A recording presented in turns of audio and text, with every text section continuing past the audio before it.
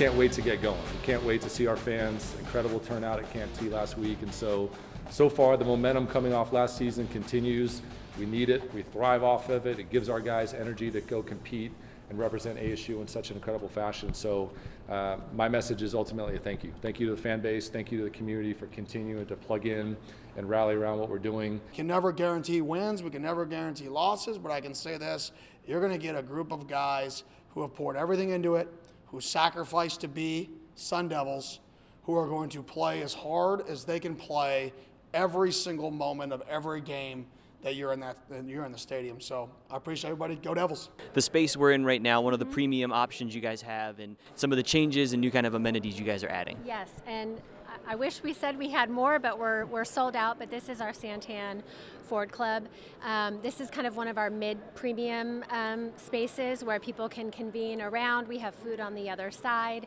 As we were talking earlier, one of the things I love about this space is it's air conditioning, yet you can go out and have a seat outside if you do want to enjoy the game, but you can come inside and cool down, get a beverage, get a snack, or what have you. So this is part of the renovation back a few years ago. Premium spaces are just a hot commodity right now. All of our season suites and all of our single game suites are sold out. We're glad for that demand. We're glad we can fulfill that demand. But obviously we had even more of that, and so that's why we added the North End field boxes, because we had fans that wanted a premium experience, but they also wanted to be close to the action. So that was our answer to that. We're getting in a test run this year. We'll definitely get fan feedback, and if there's things we need to tweak to make that experience even better for them, then we'll change that for next year. But again, premium's been a really hot topic for our fan base, and we just really wanted to answer that. You kind of led me into my next question. When fans come in, the on-field kind of sweet boxes by where the team runs out, probably be the first thing that they see that's kind of different. Yes. Talk me through what that experience will be like for fans that'll get to have that experience this year.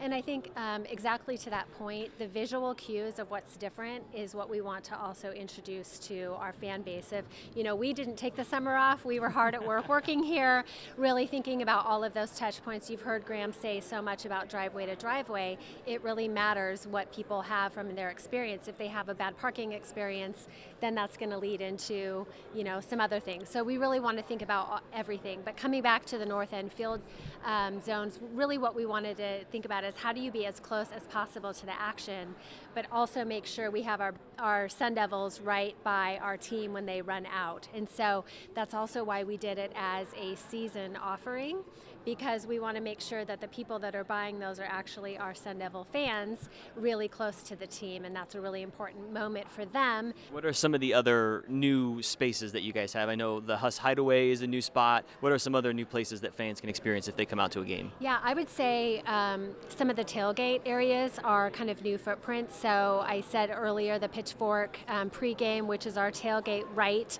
on the north side of Desert Financial Arena.